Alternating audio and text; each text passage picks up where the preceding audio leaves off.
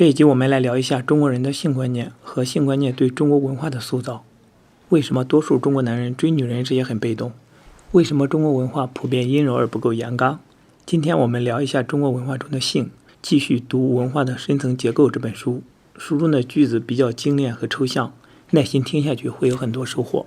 从心理学的角度来讲，人格发展有以下几个阶段：口欲期、肛门期、生殖器期等等。从这些角度来看问题，口腔期是出生婴儿经历的阶段，因为出生婴儿的整个生存意向都集中在口欲的满足之上。在他这一方面来说，首先接触到的存在客体就是母亲的乳房，而且饿了就要闹，不会有其他的考虑，一旦被填满食物就会平息，因此基本上是用口去面对这个世界的。中国文化除了口腔化的沉迷于吃之外，中国文化处于婴幼儿阶段的另一个特征就是性，也就是中国人对性的态度。中国文化用万恶淫为首的态度来保持社群的和合性，同样的非性化措施也被用来维持代际之间的和合。因为让一个人全面盛开，他就会变成一个独立的个体，并最终会与上一代断裂，而且在自我形成的过程中也必定会不断地与上一代发生冲突。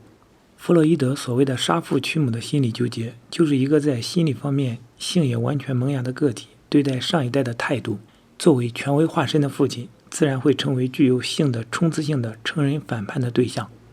一个成年人与自己身上的性失去接触，就很容易导致与整个自我失去接触。在中国人的情形中，个体这种对自我的乏善可陈，却是从一代反映到另一代身上，一直到无穷。这也导致了中国人私人状态的不发达。因此，中国人两代人之间所谓的亲，大致上仍然限于身体化方面。一方面，上一代不断为下一代弄一点东西吃，并且常常关心他们的身体状态；在另一方面，下一代也用养的方式来报答上一代，并常常用问候他们身体的方式以表示自己的关心。中国式的个体不可能是一个内在的动态开展过程，它只可能是一个精致的永恒受照顾的身。这个身的开展方式就不是成长，而是生理上的年长，以及是一个外部人伦关系的堆砌。外部人伦关系自然是指身体化一人之外的人情化二人因素，这个因素却也可以导致成熟。不过，它也是一个老年化的催化剂。我们在下面将会提出，正是在这个老年化与儿童化两相夹击之下，中国人的青春阶段就被整个地铲除掉了。没有了青春阶段的人生，自然与非性化的倾向有着直接的关联。中国人婚姻的功能是为了保持身体化的延续，为了安身以及为了养儿防老，与男女寻欢就不一定有必然的联系。在许多个例中，当双方完成了创造宇宙继起的生命这项任务之后，在性方面就不再对对方感兴趣。在国内，性的因素被降至几乎到零点的婚姻，也以另一种形式的方式存在着。因此，夫妻可以多年分居，每年只见一次面。这样的婚姻，欢愉的性生活自然说不上，只剩下制造人口这一项功能。中国人即使对待纯粹的性，也有将它口腔化的倾向，那就是认为是补身或者是亏身的行为。中国人有阴补阳、阳补阴的说法，道家有采阴补阳的采补术，换而言之，就是将性实物化。不过，更普遍的现象却是怕亏。在中国文化里，有将女人称作祸水的说法，而肾属水，因此暗含对有肾亏的恐惧。这逻辑太荒谬了。如果连自己这个人还没有全面盛开，就要求去制造另外的人，显然是不可能的事。因此鲁迅才说，中国人照例是制造孩子的家伙，不是人的父亲。他生了孩子，仍然不是一个人的萌芽。一个完全盛开的个人是必须由口腔阶段到肛门阶段，最终发展到生殖器阶段的，也就是正面承认自己身上的性的因素。这并不是说成年的中国人在生理上没有达到这个阶段，而只是说在中国文化对人的设计中，是尽量去抹杀这个阶段的，因此就对性造成了极大的扭曲。之前讨论中国人口腔阶段与肛门阶段的遗留，涉及的现象是欲之发达，缺乏公德心，一己之身必须受别人温暖的照顾，外力制约的需要等等，这些都涉及个体与社群的二人关系。至于性累期的表现，就已经涉及到个体的人之性的萌芽。性的表现是一个过程，一种组织，唯有在这个组织的过程中，才能使清晰的个体感在一个人身上浮现。性具有了一个协调身体各部位不互相干涉的需要的生命与组织原理。也就是强烈的自我意识。这个自我的原理倒过头来，成为身体各部位的主宰，不要让它们各自为政，而是按自己的完整的形态的组织需要去加以控制与微调。性爱的完成总牵涉到另一方，因此自己这一方从发射吸引力、追求、应对、说服对方，一直到床上的表演，都涉及到一连串复杂的过程。这个过程必须有充足的攻击性去推动，用充分的自信与意志去组织，而且没有人可以代劳，必须由自己去面对。相比较而言，口欲与排泄的过程最为简单，也是可以单方面立刻解决的。手淫行为就是其中的代表行为。如果个人不知道如何为体内的生命力找到一个出口的渠道，也就是不知道如何去组织整个性爱的过程，一个人体内的性开始萌芽，先引起注意的自然是身体的生殖部位，然后才会了解到性的满足必须要有另一方来完成。也就是说，阴茎阶段的意向是对身体某一个部位的固执，而生殖器阶段的意向则为寻求二人之间的性爱之完成。中国文化中主流的男性形象是女性化的白面书生，大众戏剧中颠覆倒卵倾向的普遍化，可以看出中国人有将男女之性别差别暧昧化的倾向。如果一个文化中的主流男性形象是女性化了的男性，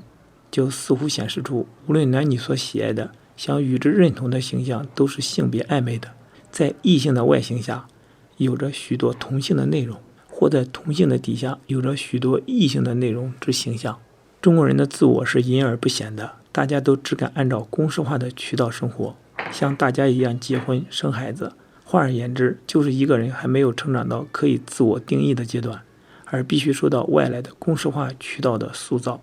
自然阴茎阶段上的固执还可以表现为无论好男色还是女色，都不知道如何去组织整个获得的过程，也认为不可能去实现，因此缺乏冲动去进行，于是就只有在自己身上解决。可以说，在观念上已经理解到性必须在另一个人身上才能完成，但是整个心灵的结构却固执在自己身体的局部部位上单方面的满足之上。成熟性爱的过程若在二人之间去完成的话，也必须先有清晰的自我意识，以及有组织整个获得过程的行动与能力，否则就只有用意淫与手淫来代替。如果整个自我隐而不显，甚至是被非组织化，那么即使心中有需求异性，也唯有在由社会公式的渠道化功能，如安身、生男育女的过程中去获得，也就是在人伦性很明确的绝少浮现自我意识的条件下去实现。而且即使这样，自己这一方也可能不懂得如何去组织整个获得过程，而必须由别人去破冰。这就是几千年来一直有媒婆牵线搭桥的原因。中国文化对人造成的非性化，从外表观察所得到的迹象，就是一种性的无知无欲或无可奈何的状态。即使在性欲最旺盛的青春期，也可以长期的没有性生活。这个心灵状态会大大的破坏个人的美感，尤其是破坏青春美。这不禁令人怀疑，中国人的问题是性压抑，还是性的没有萌芽或弱化？中国的个体心灵没有全面成长，例如中国人特别强调吃，而口欲这种官能的满足似乎可以代替被剥夺了的性。中国人即使对待纯粹的性，也有将它口腔化的倾向，那就是认为它是补身体或亏身体之举。不过更普遍的是怕亏，因此怕损坏身体的恐惧就对一个人的性之全面盛开产生了阻碍作用。在尖端有创造力的智力劳动方面，性压抑并不能带来弗洛伊德所说的升华作用，而是对性爱瞬间的满足的追求。例如，一个人如果想在每一个周末都与不同的异性搞性关系，就必须至少要有一辆汽车，布置得相当舒适的私人空间，以及其他培养情调之物，这些必须在辛勤工作之后才能获得。至于中国人的工作动力，则主要是一口饱饭与安身立命，而不是弗洛伊德所说的那种升华作用。弗洛伊德认为，文明对人的原始欲望利比多的施暴，正是以延迟它的满足的方式去使人工作或创造，也就是说，人必须采取迂回的途径才能获得它，而这种获得也只有在赚得了物质基础之后，在社会公认的渠道中去展现。整个中国文化弥漫着很浓厚的口腔化倾向，中国人的人数是用口来计算的，也就是用口去面对世界的倾向，而中国人的人际关系也是采取吃的态度的。中国人的人格发展和人格组成上具有很严重的口腔期的遗留，这种遗留在任何人身上都会有，差别只在于多少。不过，就整个中国文化来说，确实遗留的比别的民族要多。中国人在成年了以后，仍需时常受到人情磁力场的温暖包围，并且从中吞噬人情，可以说是对母亲的温暖怀抱的留恋。因此，以前多处提及的对安身的强调，常常需要获得别人有心的照顾，以及人与人之间的相互依赖。而在这种人情往来中，又总少不了物质，包括食物交往的倾向，都是口腔阶段在中国人成年人以后的表现形态。中国人在自己的身体化需要获得了别人的有心的照顾之后，就会向对方交心。在面对权威时，这个二人对应关系就会演变为听话于对方，因此才会出现在亲民式的专制主义底下，老百姓被子民化的现象。中国人的上一代总是把下一代当作是儿童，上一代老是给儿童填塞过量的食物。中国人即使在成人之间的交往，表达心意的方式也总是少不了食物，比如请客吃饭。中国人缺乏人格发展的观念，然而不管文化的程序如何设计，如何地对一个人施暴，他在生理上总是要成长的。因此，每一个中国人自然都成长为成年人，不过却保留了很多在孩提阶段都未能解决的问题。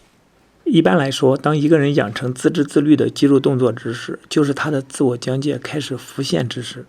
然而，中国人养成的那种可以将排泄物随意地放入外在的世界，以及可以让外在的意志任意地加在自己身上的习惯，则仍然保持了口腔期的人我界限不明朗。因此，当西方孩童的自我疆界开始浮现的阶段，也正是中国人训练孩童不要有个性的时刻。也就是说，从人之初，中国人就设计了由二人定义一人的局面。中国人对在这个阶段上的孩童所要求的，并非是自治、自治和自律，而是如何与人保持和合。中国人讲究的规则和秩序，只是不在一人守时守则、维持洁净方面，而在于如何保持二人之间的秩序与关系方面。既然后者是讲人的情感渠道化的措施，因此在这个阶段上，孩童被训练的显然是另外一种控制，那就是要求他不要大声喊叫、发笑，养成不随便表露情感的习惯，特别是禁止公开表示爱憎之情。这种训练一方面使中国人养成了抹掉自我的倾向，于是在自己必须做人的场合中就出现了处处以对方为重，在另一方面则造成了没有棱角的个性。因此在做好人的时候，表现得好也只是没有七情六欲的无知无欲的好，不少人甚至被搞到木口木面，于是对喜爱的异性也就往往不懂得表达爽朗的热情，自然在应该是很兴奋的时刻也不会欢呼狂叫起舞。此外，就是对人与事物的爱憎不分明，也就是说，对自己喜爱的人物缺乏强烈的冲动去获得，对自己不喜爱的人与事物则倾向于采取逆来顺受的态度，不懂得明朗地去告诉自己与别人。有些条件是自己能够接受的，有些则是自己不能够接受的，因此就很容易出现在随便让人践踏的倾向。既然对自己的权利也感到麻木不仁，自然也很容易出现不尊重别人的权利的倾向。中国人虽然整个人被搞到一潭死水一样，在身体动作方面却很少顾及不相识的人，除了随意撞人、推人、排队时插队之外，在公共场合中动辄就毫无节制地将火气、怒气、怨气、敌意发泄在陌生人身上，以及一种克制不住地想要去侮辱别人的冲动与行动。中国人不小心撞了陌生人很少道歉，撞落了别人手中的东西也很少去帮别人捡起来。举个亲眼所见的例子，在超市里，我看到有人推购物车撞了前面的人的脚，撞得很痛的那种，后面的人没有说对不起，前面的人也毫无反应。地铁里也是这样，即使我不小心撞到了别人，说了一声对不起，对方也是僵尸一样的毫无回应。中国人的个人既然从未全面盛开，清晰的自我疆界从未浮现，因此才会出现人我界限不明朗的倾向。中国人的个体常常有单薄感，并且常常需要吸食人情磁力场中的温情，需要别人的照顾，因此对中国人来说，人情才会表现为一种味，即人情味。中国人是他治他律的人格，也就是在能制约自己的人的面前，十分的礼让，十分会做人，并且往往会逆来顺受，搞到没有个性，不懂得捍卫自己的利益。在另一方面，则出现如儿童一般浑然不顾及陌生人的身体动作与情绪反应，自己不去克制自己，反而要整个世界负责去承受自己，这就是一种巨婴的表现。或者类似于将身体的排泄物从自己身上转移到外在世界身上，由别人去负责清理，或者可以随意的将火气发泄在别人身上。那么这就是人我界限不明朗。这些现象都说明中国人的人格发展停滞在儿童阶段。中国人的无私精神往往只限于一个家那么大小的群体，或者是自己人的这个范围内，超出了这个范围的话，就无法维持秩序。因此，中国人的口腔化倾向也往往表现为将公家的东西拿回家自己独吃。至于这种行为对自身以外的世界会产生什么样的效果，则是一副浑然不觉的态度。这就像穿开裆裤的儿童不能自制地排出粪便，却由别人去承担清理。这些不良倾向是潜伏在中国文化深层结构中的，它们时大时小，却总不会消失。中国人都不知道自己的基本权利在哪里，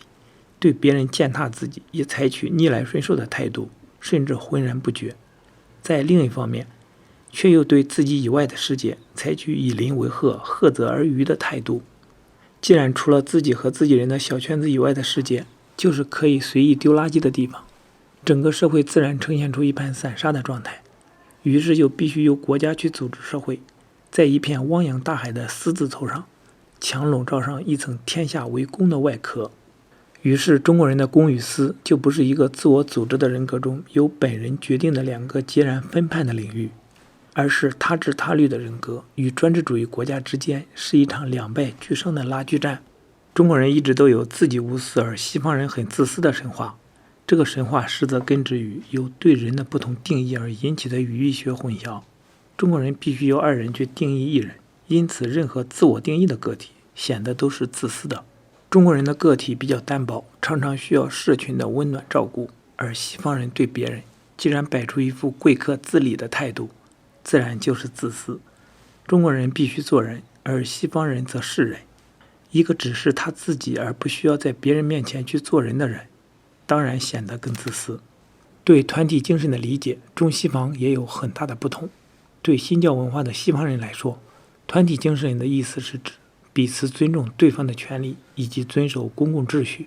对中国人来说，却是在自己人之间不要斤斤计较，不要分清你的与我的，在自己人的圈子之外就务须这样的去做人了。因此也是同样的不讲权利，中国人只有在必须做人的场合中才是无私的，然而西方人却在中国人认为应该做人的场合中也与对方算得清清楚楚。这种难看的动作自然也显得很自私。凡此种种，中国人就以含贬义性的个人主义一词来形容他们了。